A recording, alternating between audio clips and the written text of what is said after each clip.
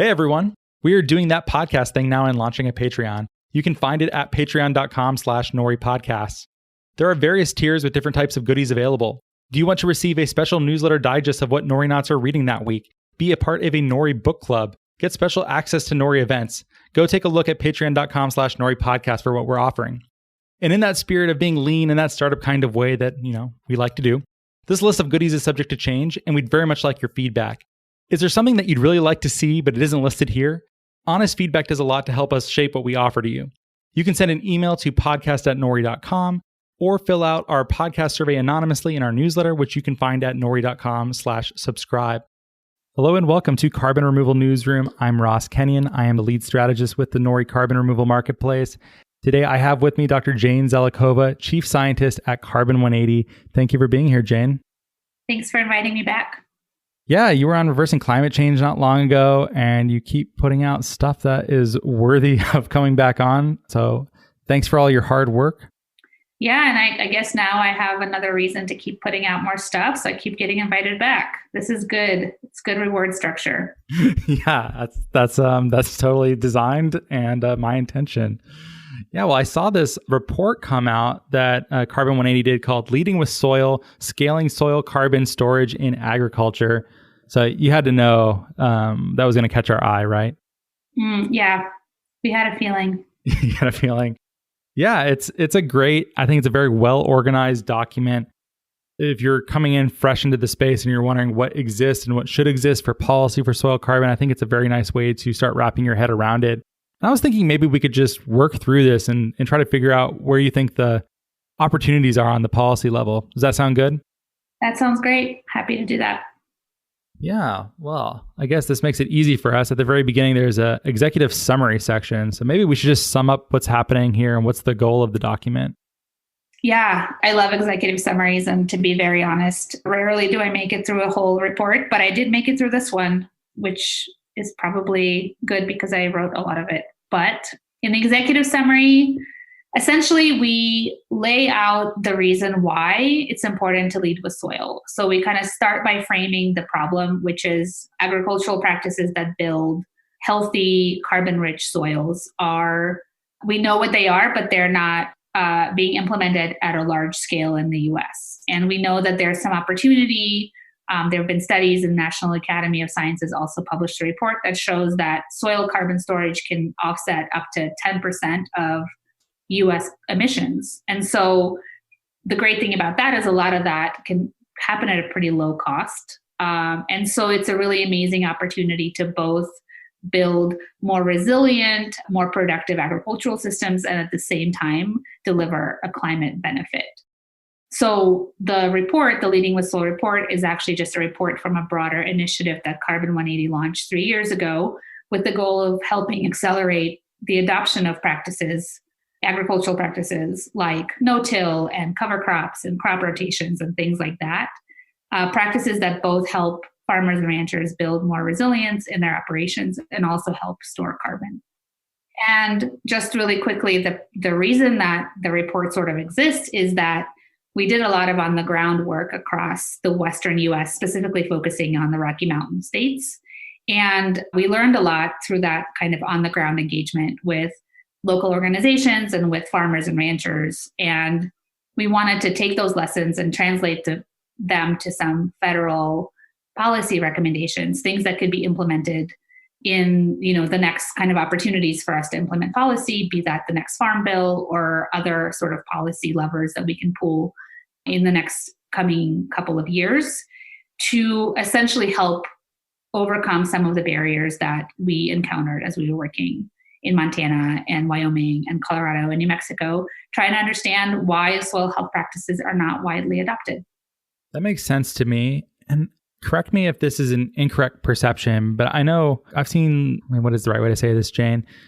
Carbon 180 is not so optimistic about soil. I know there are parts of your organization that tend to be conservative, that want to make sure that we get this right. So one, is that even correct? And then two, what motivated you guys to focus on soil? That's a really good question. I think your assessment that we want to get things right is really correct.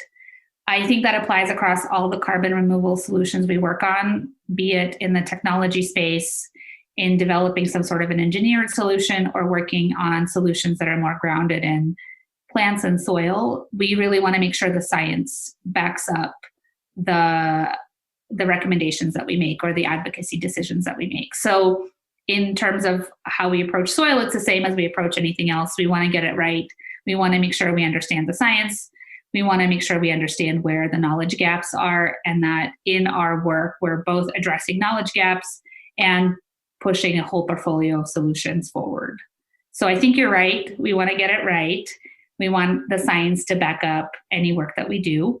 But relative to sort of other solutions, I think the reason there's been some skepticism, and I would say like I'm very enthusiastic about soil. So in terms of Carbon 180 staff, I think a lot of folks on the staff are very enthusiastic and excited about the opportunities that working in agriculture and working on soils brings beyond just carbon sequestration even.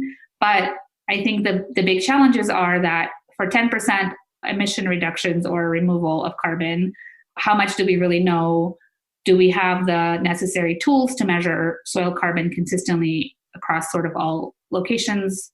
And are we able to scale it today? Like, what's keeping us from doing it? Is it just that we don't know how to measure soil, or is it that the really complicated systems, agricultural systems are complicated, producers make decisions based on a lot of different factors, and carbon sequestration and science are certainly not the leading factors for producers. So how do we sort of tackle a system where the decisions are being made in a way that make it hard to come up with one single sort of silver bullet solution?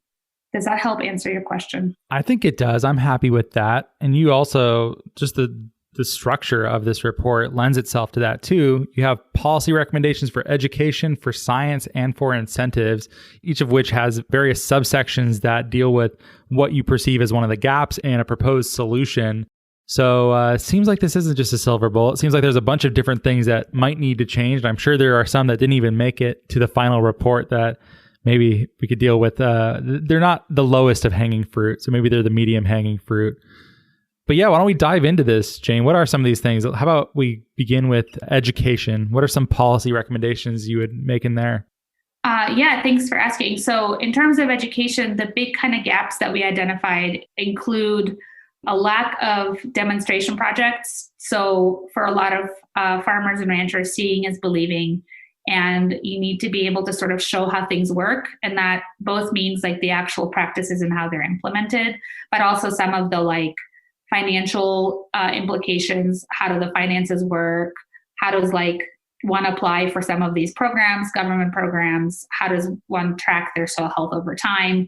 So having demonstration projects in a lot of different locations and a lot of different agricultural operations is really helpful, because farmers and ranchers really need to kind of see how things work and have experience with it and have some trust of the people that are doing it in order to start experimenting with it in their own operations. So a recommendation that we made is that we need to fund more demonstration projects across more different kinds of agricultural contexts or operation types, and then across a wide range of geographies. A lot of demonstration projects in the Midwest sort of don't translate to what someone in New Mexico would need to know and understand in order to try to do the same thing. These demonstrations like this, they exist for various different reasons. Maybe they just don't focus on these particular practices to the extent that we need. Yeah, there are definitely demonstration projects, and the last Farm Bill essentially funded more demonstration projects. So we're moving in the right direction. But I think a lot about sort of where I'm from, which is in Georgia, and working in places like Montana or New Mexico, you may have farmers that are implementing very similar practices like cover crops, but the type of cover crops that you're using, how you're adding them into your rotation, at what time, like what the financial implications are, how much it costs, all of that varies. And it's very different in Georgia than it is in Montana. And the outcomes in terms of soil carbon sequestration and building soil health, they also kind of materialize slightly differently. And in Georgia, you might see outcomes very quickly. It may take much longer in a place like Montana.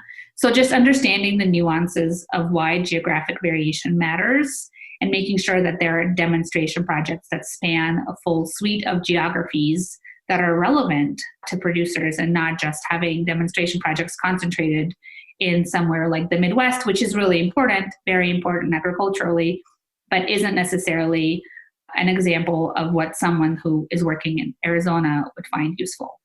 Does that make sense? It does. And there's also talk of what is happening at NRCS offices, which, by the way, what is that and what do they do currently? What could they be doing differently, et cetera? Yeah, so the NRCS is the National Resource Conservation Service. It was started after the Dust Bowl of the 1930s, essentially as a soil conservation service in an effort to combat some of the major impacts of soil erosion, and has grown since then to provide a lot of different services, including technical assistance. When I say technical assistance, what that actually means is NRCS has offices locally. So different regional offices and also local offices where they have staff that are trained in providing assistance to farmers and ranchers. So when I say technical assistance, I mean the NRCS staff can go out and talk to a farmer and rancher, hear about their resources of concern. So be that some folks are very concerned about soil erosion, other folks are concerned about water quality. So understanding what the resources of concern are, and then providing some guidance and technical kind of assistance to combat those issues and provide both like technical expertise, but also assistance in applying for federal funding to provide new infrastructure or to invest in new irrigation systems or windbreaks or new fences, et cetera, things like that. So the NRCS plays a really critical role both as a funding agency and as an agency that has a long history of providing technical assistance to farmers and ranchers. So one of the big recommendations that we make is that we have to bolster and increase the technical capacity of local NRCS offices, because those are the folks that are on the ground, that are going out and talking to farmers and ranchers and providing actual assistance, and also folks that help them through the funding process and deliver the funds back out to their local farmers and ranchers.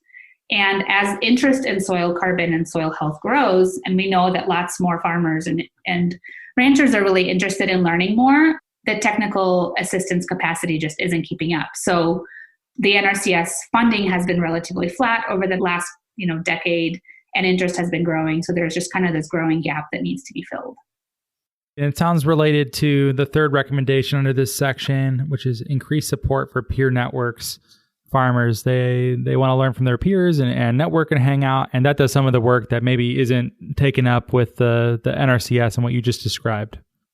Yeah, I think, just like I am more likely to hear advice from people that I know and trust and people that have experience similar to mine, I think farmers and ranchers are similar. So providing support to increase peer networks, so connecting people that are implementing practices and trying stuff out with people who are interested, so they can sort of share lessons learned in a very sort of like low stakes, low pressure way, I think is really important. And a lot of folks have shown that peer networks are really effective at spreading information and spreading sort of technical assistance and support in places, especially to fill gaps where NRCS or local extension services are not as readily available.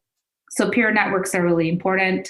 Farmers and ranchers are some of the most innovative people I know, and they already are learning a lot of the stuff, a lot of times from the internet, from watching YouTube videos, from following really innovative farmers and ranchers and social media. So people are really thirsty for this stuff and are already trying it out.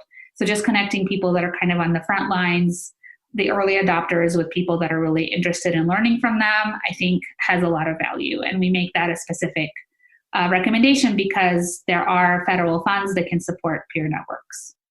All right. That sounds good. And we can wrap that education section. We have science. Totally. Science is important. Let's do more science. Let's dive into the science. Not just for the sake of science, but because we need to understand how things work. We need to develop better tools that are more effective at measuring soil carbon sort of accrual over time, but also that are cheap enough that folks can afford them and accessible so anyone can use them. That's a really big need. And we make a recommendation to develop those tools. We also recommend, again, demonstration projects, as I've mentioned earlier, and developing sort of the soil carbon metrics that are measurable across lots of different geographies. One of the things that I think stands out for me in this particular section is really funding economic research. So while a lot of emphasis has been placed on how we measure carbon in the soil, one of the things that I think is really important, especially for farmers and ranchers, is understanding the economics of how these practices benefit them and how implementing practices like, where the cost versus the benefits play out. So funding more economic research is a really important area that we emphasize. Yeah, one of the ones here that caught my eye is build a national carbon observatory. Yeah. What is that? So that is something that we don't currently have. So imagine if we had a system where the same kinds of measurements were getting taken across a lot of different locations across the US, where we were tracking carbon, be it in the atmosphere in plants or in soil. In this case, we're really advocating for a soil carbon observatory. And we were collecting all of that data into the same repository and making those data available in a very transparent and open way. Then all of a sudden, people would have the tools to be able to ask questions like, do cover crops build soil carbon more quickly in Georgia than they do in Montana? Or what sorts of cover crops work well where? So just having a network of observations that are being done exactly the same way. So you're comparing apples to apples across a lot of different locations across the US, which the US is like a really large country with lots of ecosystems and very different landscapes for agriculture. So just being able to measure things the same way across a lot of locations provides a lot of power. And we already do a little bit of that with the National Ecological Observatory Network, which has a system of 60 sites across the US that are measuring a lot of different things the same way, but they're not being done in agricultural context. So this is expanding that into agricultural context. So we're also measuring changes in agricultural context, all kind of with the background of climate change also changing, right? So like as climate changes, that we're tracking everything across a lot of different places.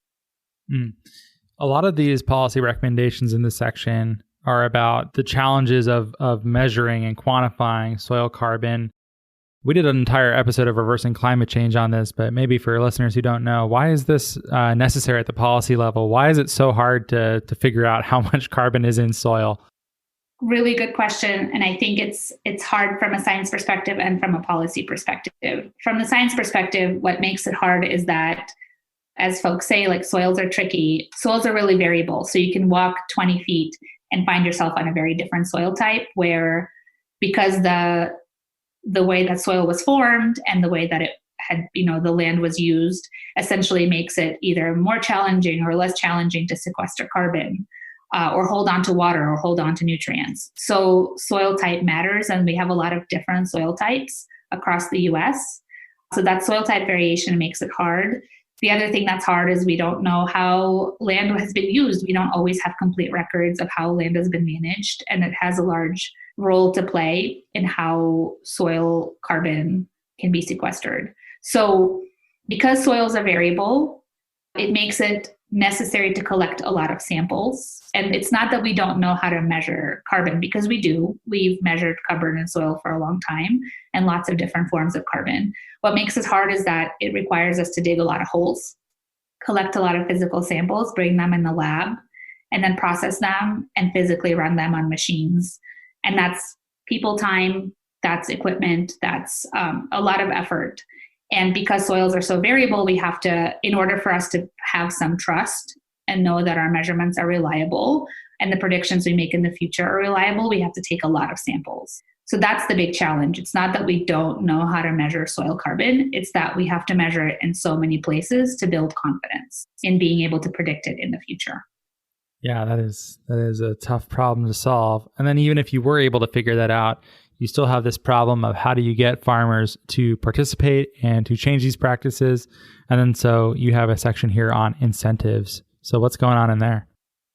Yeah, and I think incentives is a really broad term we use that includes both just like markets and also policies that make it easy. And part of what we really want to do, I mean, I think we all can kind of relate to this. It's really hard to get humans to do things unless it's easy and accessible. So we want soil health practices and soil carbon sequestration to be easy and accessible. And the way that we can do that is by providing the right combination of incentives and eliminating some of the disincentives that are kind of on the books today that make it hard. So part of this is that we just need infrastructure in order to measure soil carbon storage. So that could be imagining sort of like the NRCS provides technical assistance, but also has regional labs where soil sample analysis is highly subsidized. So if you are a farmer that wants to get your soils analyzed, you sort of collect the soils, you get some guidance about how to do that, and then you send them into a government lab that is using the same exact sort of methodologies to do the analysis and give you data in a very accessible way. And that labs in the Midwest would be doing the analyses the same way as labs in California or Oregon or Georgia, just making sure that things are consistent. And that would be amazing. It would kind of help overcome some of that like soil carbon testing is expensive part. The other things that we think a lot about is that current existing incentive programs and government programs, they often give funding for 1 to 2 years, and that isn't enough to account for how long it takes for soil carbon to accrue in agricultural soils under certain management practices. So just making sure that those incentive programs are adjustable and they can actually match how long it takes for soil carbon to accrue and for folks to actually see the benefits. Because we know like eventually when we have really carbon rich, healthy soils, it doesn't require, like it sort of starts to bring benefits on its own. It doesn't require additional incentives. So we just need to get folks there. And some of the issues are that incentive programs are really hard to access. The application process is very complicated. It takes a long time to apply. There are a lot of steps, and that dissuades lots of folks from actually accessing these incentives. So even if we grow the incentive programs and put a lot more money into them, that doesn't necessarily mean people are going to be able to access the incentives. So simplifying the application process. And for example, if you're applying for multiple USDA programs, kind of creating one general application that can be used for lots of different programs would already save people a lot of time. And farmers and ranchers are often short on time. That's like one of the big things. And of course, like fully funding soil health programs would be really helpful, making sure that people can access those programs. And needing to kind of revisit and revamp the federal crop insurance program, because right now the program doesn't really address the impacts of climate change, and it doesn't incentivize non-traditional or non-conventional practices. So in some cases, a farmer might want to do no-till or cover crops, but if they do that, then they can't get federal crop insurance. So it actually dissuades people from engaging with soil health practices. So I think the federal crop insurance program is one that's really important for us to revamp. And finally, just helping develop markets, I think is really important. I mean, I think in the end, farmers and ranchers don't want charity. This is not a charity situation. I think folks are doing a lot to produce really amazing food, fuel, fiber for us. And we need to find a way to, through market mechanisms, pay them for the products that they're developing and producing, but also for the sort of ecosystem and climate benefits that they deliver. And there are currently very few market mechanisms to do that. So part of this is just creating more durable market incentives that are very stable so that farmers and ranchers can feel like they can engage in that market without a lot of risk. What do you think is the relationship between something like Nori or other carbon removal marketplaces or soil health marketplaces that are getting going and policy? Like, is what you just described something that might supplant some private or nonprofit efforts in favor of policy, or do they work together somehow? How do you see this playing out? Yeah, I think my view is that in the end, it all has to work together. So I believe policy is really important, and too rarely do we get into the weeds of how policy is created and how it actually affects people. And so I think getting smart on the policy implications of what Nori is doing, or the kinds of policies that are on the books today that make it difficult for Nori to get traction. Those are important considerations and important conversations to have as you're developing your business, which is, a for-profit business. But NGOs like Carbon 180, where I work, our role is to really be thinking about this as a whole system. So while we think markets are really important, developing the right market mechanisms might not actually change the full system. We see this as a whole, a lot of interacting pieces, like the market incentives don't address the education piece. The market incentives don't address some of the science stuff. It all kind of has to work together. So we see every recommendation that we make in this report, even though we try to match every recommendation to a specific challenge that we've seen, we see every recommendation as reinforcing all the others, and all of this working together to create a system of change, a system under which companies like Nori and others that are trying to help create the market side can actually thrive, and it makes it easier.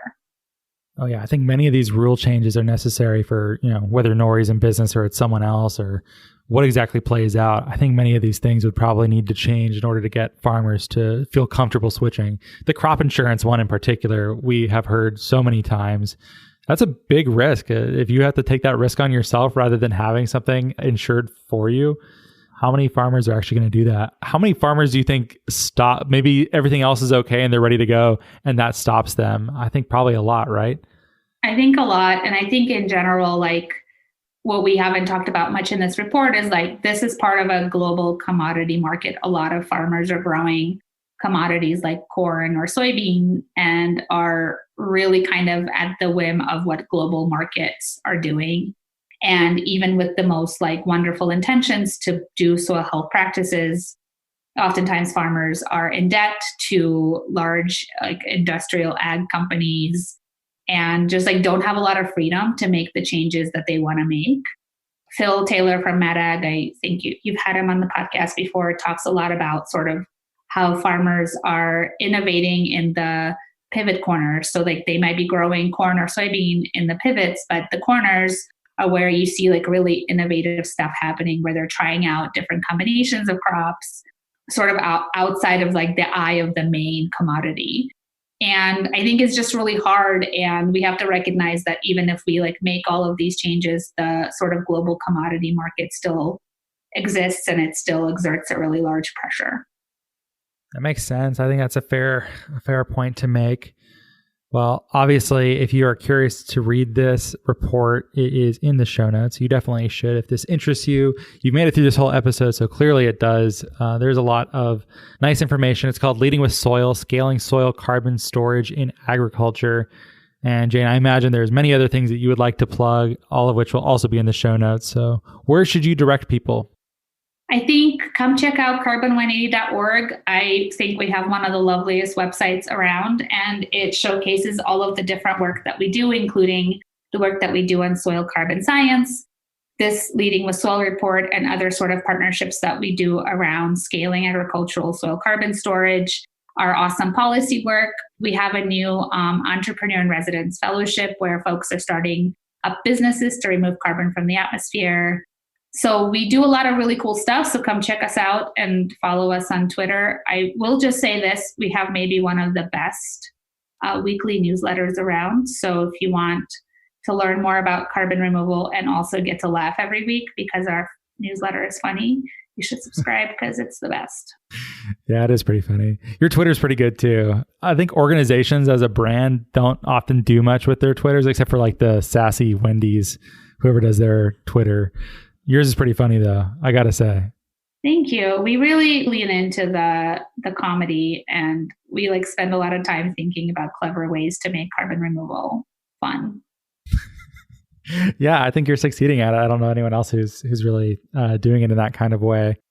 And also when you read the report, I just want to say it's beyond the content in it. It's also very beautiful. That is definitely true. And it's well organized, as I said at the beginning. And you're also on Twitter too? I am on Twitter. My personal Twitter is a little bit about climate change and soil and a lot about sort of feminist rage. So come for the combo. And I think it's at J_Zelikova. Yeah. Come for the feminist rage, stay for the soil. Jane Zelikova. Or the other way around. It's hard to know what's going to draw people in, but you're going to get a healthy dose of both. Well, thanks for coming back in and being on this show. Yeah, thank you so much. This was really fun. Yeah, it was my pleasure. And if you like the show, please rate and review us on iTunes, Apple Podcasts, Stitcher, tell your friends, and thank you so much for listening. Well, thank you so much for listening. If you like the show, please rate and review it in Apple Podcasts and or Stitcher. It really helps us a lot to get this content to a wider audience. If you think what we're doing is useful, interesting, fun, hopefully all three, we'd certainly appreciate your rating and review. You can keep up with Nori at nori.com, where there is a newsletter. That's nori.com/subscribe. There's podcasts. There's a whole bunch else. Or you can send us an email at podcast@nori.com. We are also now on Patreon at patreon.com/noripodcasts if you'd like more content, engagement, and community. And thank you so much for your support.